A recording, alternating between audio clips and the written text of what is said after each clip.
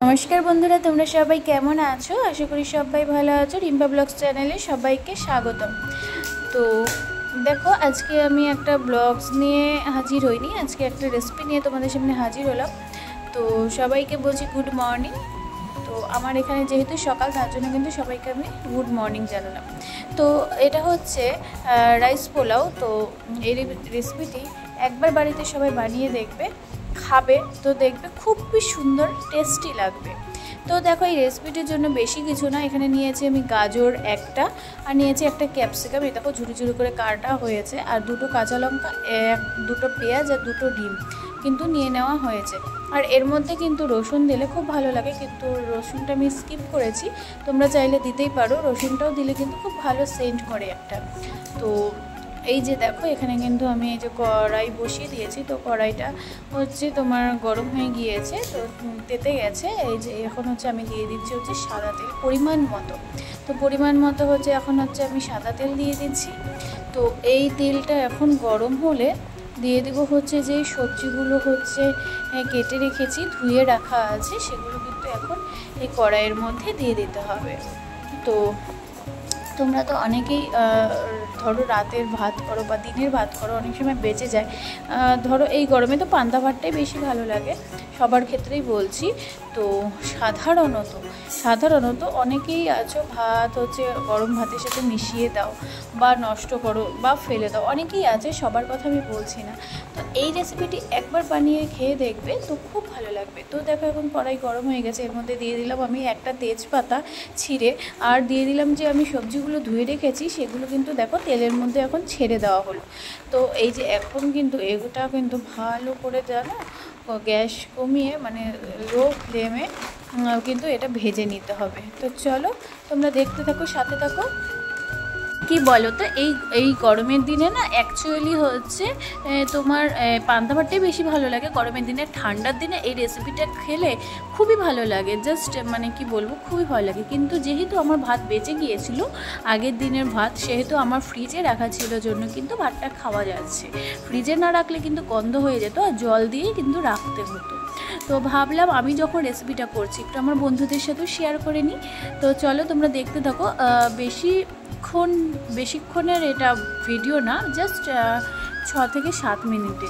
তো তোমরা একটু ধৈর্য সহকারে সবাই একটু ফুল ভিডিওটা একটু ওয়াচ করো। তো আজকের ভিডিওটা কেমন লাগছে অবশ্যই কিন্তু তোমরা সবাই কমেন্ট করে যাবে। তো দেখো বন্ধুরা, এটা কিন্তু ভালো করে কিন্তু সুন্দর করে কিন্তু ভাজা হচ্ছে। আর এই রেসিপিটা না একবার খেলে মনে হয় যেন বারবার খাই, এতটা ভালো লাগে। আর এই রেসিপিটা অনেকে আছে হলুদ দেয়, আমি যেমন হলুদটা পছন্দ করি। তো আমার দিদি বললো যে না হলুদটা দিস না, হলুদটা হচ্ছে স্কিপ করে যা, হলুদটা দিলে তো ওটা তো জাস্ট রংটা দিয়ে কী লাভ, এমনি খা, দেখ কতটা ভালো লাগে। তো দেখো হলুদ যে যেরকম স্কিপ করেও যেতে পারো বা এমনিও খেতে পারো। তো দেখো এখন হচ্ছে পরিমাণ মতো নুন দেওয়া হলো। তো এই যে এখন কিন্তু একদম লাল লাল করে ভালো করে কিন্তু ভেজে নেওয়া হবে। তো দেখো এই যে ভালো করে কিন্তু ভেজে নেওয়া হয়েছে। এখন যে পেঁয়াজটা আমার কাটা ছিল সেই পেঁয়াজটা কিন্তু আমি এখানে অ্যাড করে দিলাম। তো দেখো এই যে পেঁয়াজটা কিন্তু দিয়ে দেওয়া হলো। তো চলো তোমরা দেখতে থাকো পুরো ভিডিওটা।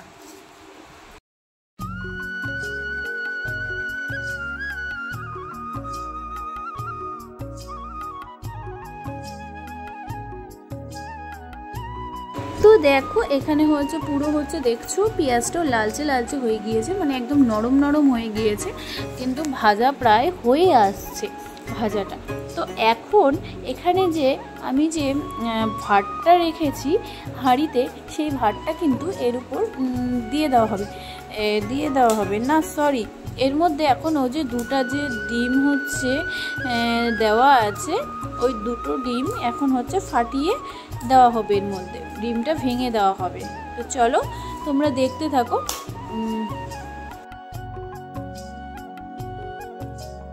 তো এই যে দেখো এখন কিন্তু দুটো ডিম কিন্তু ফাটিয়ে নেওয়া হলো, এটা এখন ভালো করে ভাজাটার সাথে মিশিয়ে দেওয়া হবে, মানে ঝুরঝুরো করে যেমন করে তোমরা ডিম ভেজে খাও ওরকম করে কিন্তু ডিমটা ভেজে নিতে হবে।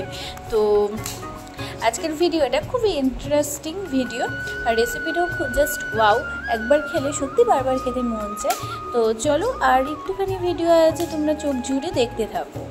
তো দেখো এই যে এখন ডিমটাকে ভালো করে ফাটিয়ে নিতে হবে।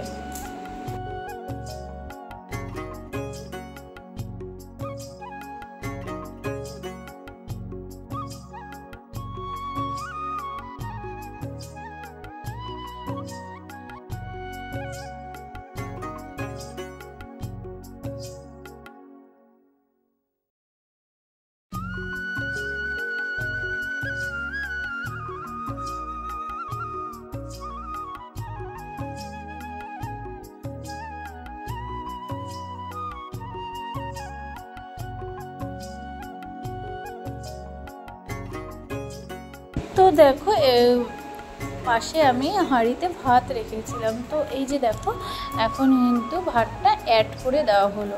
এখন হচ্ছে ভাতটা কিন্তু ভালো করে এই সবজির সাথে মানে যেগুলো ভাজা হয়েছিল সেগুলো কিন্তু ভালো করে এখন মিশিয়ে নিতে হবে, একদম খুব সুন্দর করে কিন্তু নাড়িয়ে নিতে হবে। তো দেখতে থাকো তোমরা।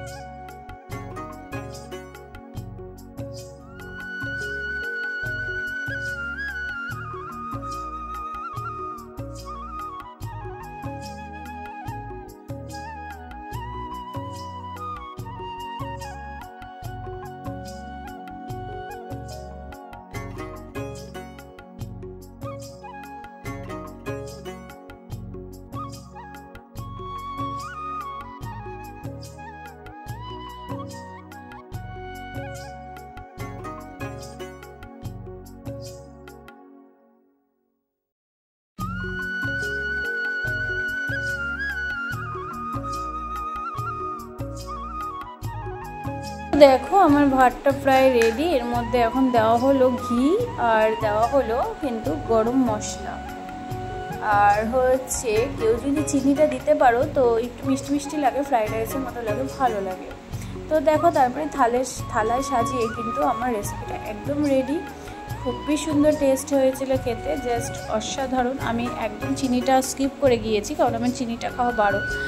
তো দেখো রেসিপিটা খুব সুন্দর হয়েছিল খেতে। এর মধ্যে একটু নামানোর আগে ঘি আর গরম মশলা দিয়ে বন্ধুরা তোমরা নামাবে, জাস্ট অসাধারণ ছিল। তারপরে দেখো এই যে আমি এখন কিন্তু খেতে বসে পড়েছি। এই যে হাতে নিয়ে তোমাদের দেখাচ্ছি যে কতটা সুন্দর হয়েছে। তো বন্ধুরা আজকে আমার ভিডিওটা এটুকুই, কেমন লাগলো অবশ্যই তোমরা কমেন্ট করে জানাবে। তো চলো এখন টাটা।